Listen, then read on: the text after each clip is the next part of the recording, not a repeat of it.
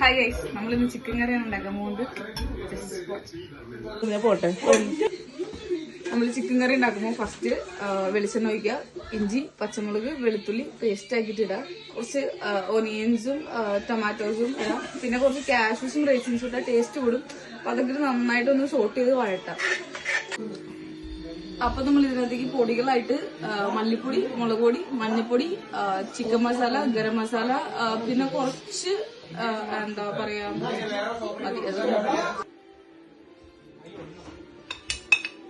ഈ എല്ലാ പൊടികളുടെയും പച്ചമണം പോണ വരെ നന്നായിട്ട് നമ്മള് വഴട്ടി കൊടുക്കുക.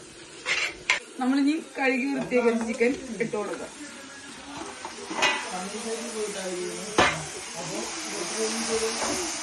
നന്നായിട്ട് നമ്മളിങ്ങനെ മിക്സ് ചെയ്ത് കൊടുക്കുക.